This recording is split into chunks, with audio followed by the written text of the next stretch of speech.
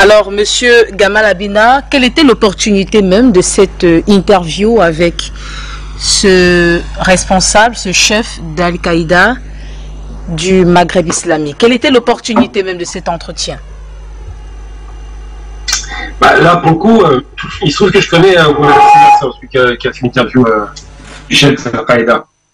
C'est un journaliste qui est quand même compétent, qui est spécialisé dans les questions de terrorisme international et d'islamisme politique, et qui a obtenu une interview très difficilement avec le chef d'Al-Qaïda. Alors c'est vrai que je comprends la colère, parce qu'il faut se poser la question de savoir comment on peut donner la parole à un homme qui est à la tête d'une organisation qui tue des gens. Là-dessus, je comprends parfaitement.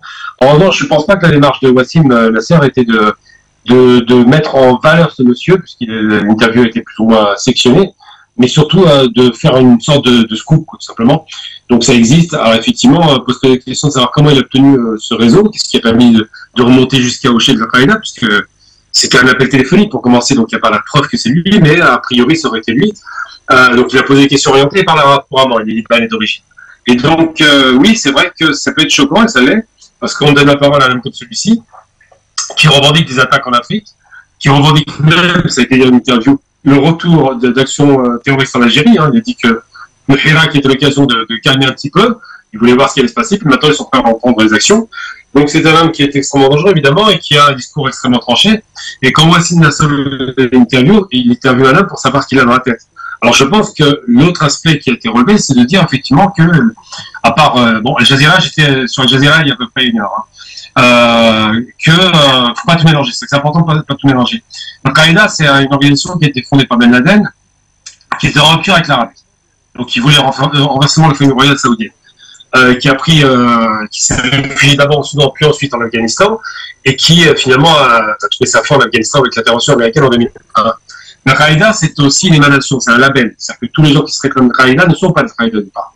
On prend par exemple ce chef d'Al-Qaïda qui est algérien d'origine, Hakmi, Al-Qaïda au Maghreb islamique. Eh bien, lui se réclame d'Al-Qaïda, alors qu'en réalité c'est le GSPC algérien, le groupe salafiste pour la prédication et le combat. Donc c'est une autre branche islamiste radicale qui s'est rattaché au label Al-Qaïda. Aujourd'hui, c'est plutôt, ça a été un temps Hakmi, après ça a été ISIS, donc l'État islamique. Ils ont trouvé toutes sortes de labels pour s'attacher, comme Boko Haram, qui c'était dit tout à l'heure, qui a fait allégeance à Al-Qaïda au début. En réalité, c'est une internationale islamiste qui n'est pas très organisée, mais qui revendique systématiquement des connexions violentes, la paternité au nom d'une autre organisation. Donc c'est vrai que quand lui il le fait d'abord, c'est un ennemi clairement de la France, même s'il ne le dit pas, parce que c'est pas la France qui veut voir régner dans ces territoires, mais l'islam. Ensuite, c'est un ennemi évidemment des dirigeants arabes et africains, puisqu'il considère comme apostat, qu'ils soient musulmans ou pas, d'ailleurs c'est pas important pour lui. Et surtout, c'est quelqu'un qui s'exprime au nom d'une organisation qui est sur le déclin. Donc il faut savoir aussi que c'est aussi un ennemi de la famille saoudite, comme je disais. Je parle de Qaïda. Et qui était plus ou moins soutenu par le Qatar, plus ou moins, très, très, très mesuré, parce que le Qatar, c'est plutôt les frères musulmans, l'Arabie, c'est plutôt ce qu'on appelle les salafistes, simplement le courant wahhabiste, qui aujourd'hui est de moins en moins soutenu, et c'est une division entre ces deux blocs, l'Arabie, les Émirats, contre le Qatar. C'est la raison pour laquelle, d'ailleurs, ils ont fait faire la guerre. Et donc, tout ça pour dire que cet international islamiste n'a pas les mêmes principes partout. Par exemple, la Turquie, c'est frères musulmans, mais ils ne fonctionnent pas comme Al-Qaïda, ni comme les salafistes d'Algérie, par exemple. Donc ça, voilà. Donc je pense qu'ils ont tenté un coup de buzz, qu'ils ont réussi apparemment. Ils ne s'attendaient pas à une fermeture de la part du Burkina, qui le fait à bon compte en réalité, parce qu'ils ont des raisons d'en vouloir à cette organisation terroriste qui tue des gens, évidemment. Et ils ne s'attendaient certainement pas à ce que ce soit aussi rapide comme ça a été le cas avec le Mali. Donc pour le coup, les Burkinabés récupèrent leur droit à choisir leur information, tout comme d'ailleurs les Français le font avec Carte France, ils les censurent.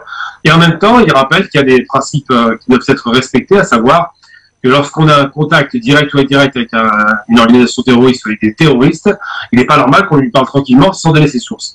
Alors la presse occidentale se vante de toujours préserver les sources, mais prendre attache avec ce genre de personnage est assez surprenant en France, sachant que c'est une chaîne nationale. France 24 appartient à l'État français, c'est pas une chaîne privée. Donc c'est vrai que ça peut surprendre, mais je peux comprendre la colère parce que ça donne le sentiment qu'on donne la parole, qu'on valorise un chef de guerre qui a quand même tué beaucoup de gens, qui le fait pour des causes qui ne tiennent pas la route, mais tout de même, et surtout on valorise un discours radical au détriment d'un discours alternatif de ceux qui le combattent littéralement. Donc c'est vrai que ça peut être surprenant. Maintenant je dis Wassim Nasser, c'est un journaliste sérieux, c'est pas un type qui cherche forcément le buzz. Il a eu des problèmes avec M. Macron à l'époque. Hein. Il a eu des problèmes par rapport à tout un tas de questions qu'on a considérées comme complotistes. Donc je ne soupçonnerais pas vraiment d'être de mauvaise foi. En revanche, le desk, la chaîne en elle-même, qui prend cette décision de diffuser, a une responsabilité qui est très lourde. Parce que lui, il fait son travail comme un journaliste d'investigation. La chaîne, peut-être qu'elle est un peu légère, ça, je veux bien l'entendre. Donc il est logique que le Burkina la sanctionne. Il est logique que la plupart des chefs d'État africains qui sont dans la région voient ça de la mauvaise œil parce qu'effectivement, on ne donne pas la parole à un criminel. Et en même temps, on peut comprendre que la recherche du buzz pour les journalistes français est un peu une obsession. Donc tout ça, c'est impliqué intimement. Je ne dirais pas directement que la France fait la promotion du terrorisme, mais en revanche, elle laisse bien faire, ça je suis d'accord avec vous. Je ne vais pas défendre les Français parce qu'ils ont eu beaucoup de coups, de mauvais coups en Afrique, on connaît très bien, je ne parle pas de l'arme, mais je parle vraiment de tous les coups d'État organisés par la France connus, malheureusement. Et l'ancien empire colonial français a toujours subi ce genre de mauvais coups. Donc là, ils sont absolument pas blancs comme neige, loin s'en faut. Et en même temps, on se rend bien compte que les organisations dites subversives et terroristes arrangent bien les Occidentaux pour les stabiliser les pays. Donc il n'est pas écarté le fait qu'ils laissent faire, il n'y a aucun problème. Peut-être qu'ils encouragent, mais je pense que France 24, pour ce coup-là, a été un peu léger, je suppose, et a certainement heurté les sensibilités parfaitement légitimes des Africains de la région, je parle de la région du Sahel, qui subissent depuis trop longtemps le terrorisme et qui ont très mal vu le fait qu'on donne la parole à un homme qui est recherché par la police, par les polices internationales d'ailleurs. Donc c'est vrai que je peux comprendre parfaitement le choc, je comprends l'émotion et je la partage complètement, parce que c'est vrai que c'est quand même assez heurtant. Je vous cache pas que moi je suis d'origine algérienne et que quand j'ai entendu de ce monsieur la reprise du combat en Algérie, ça va pas du tout. Donc c'est vous dire que réellement on est tous impliqués et impactés directement ou indirectement, mais il faut quand même essayer de prendre un peu de recul sur le fait que la chaîne peut-être l'a fait en conscience ou pas, ça je ne sais pas. En revanche, le journaliste, je vous garantis qu'il a fait son travail normalement. Donc la problématique, c'est pas le journaliste, mais bien la chaîne. Afrique Média, le monde, c'est nous.